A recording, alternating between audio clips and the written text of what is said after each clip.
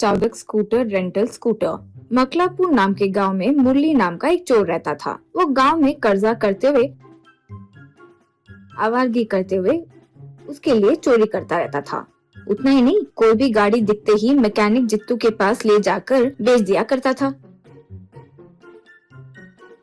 ऐसे ही करते हुए एक दिन जित्तू को गाड़ी बेचने वाला मुरली, अरे यार, चोरी से कुछ नहीं हो रहा है, टाइम वेस्ट हो रहा है। कम से कम 50 करोड़ मिले तो कुछ लाइफ में सेटल हो पाऊंगा। यूं कहा जित्तू। क्या रे, नए नए ख्याल आ रहे हैं? वो 50 करोड़ से क्या करोगे? तब मुरली, क्या करूंगा क्या, एंजॉयमेंट मामूली नहीं होगा। आराम से बैंकॉक जाके आराम से वहाँ एक प्लॉट खरीद के ऐसे ऐसे ऐसे, अरे वो कह ही नहीं सकते। यूं कहा जित्तू। अच्छा, तो फिर तुझे हमारे गांव के बीच में जो ज्वेलर्स है उसमें चोरी करनी पड़ेगी। वो करेगा तो तेरे सपने पूरे होंगे। यूं कहा मुरली। क्या आइडिया दिया है, कल से ज्वेलरी दुकान में जाऊंगा। ऐसे ही हमारी चोरी के लिए एक अच्छी गाड़ी देख। यूं कहा। तभी वहाँ किरण नाम का एक लड़का एक लेटेस्ट ईवी लेकर जित्तू के पास हवा भराने के लिए आया। वो गाड़ी को मुरली ऐसे ही देखता गया। उसके बाद किरण गाड़ी लेकर चले गया। इसके बाद जित्तू से मुरली, आहा, गाड़ी तो मस्त है, हमें करोड़पति बनाने का अद्भुत चांस। मैं वो किरण की गाड़ी को दे रहा हूँ, मैं कल वो चोरी कर रहा हूँ। यूं कहा जित्तू। अरे भाई, पहले ही वो फॉरेन से आई हुई गाड़ी है,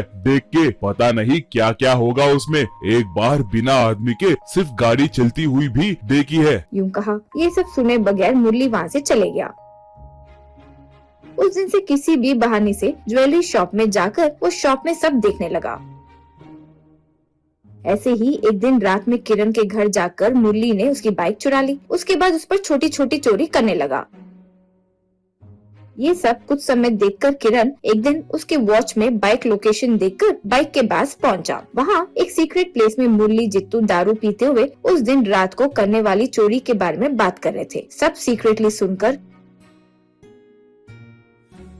किरण पुलिस स्टेशन गया और एसआई को ये सब बताया। वो सब सुनकर एसआई, देख भाई, ऐसी हवाई बातें 100 लोग 100 बार करते हैं। दारू पीने के बाद वो क्या क्या बात करेंगे वो कह भी नहीं सकते। ये सब हम सीरियसली लेने लगे तो हम कभी खाली नहीं बैठेंगे। समझा करो, जाके अपना काम कर लो। कहकर किरण को भेज दिया।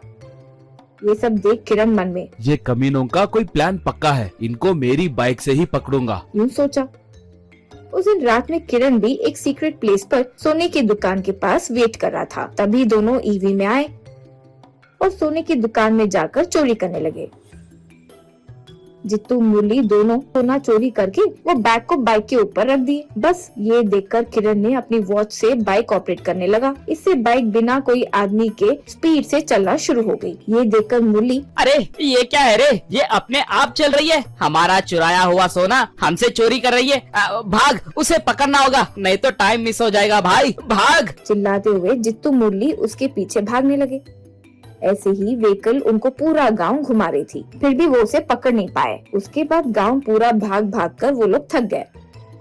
फिर वो व्हीकल जाकर पुलिस स्टेशन के आगे रुक गई।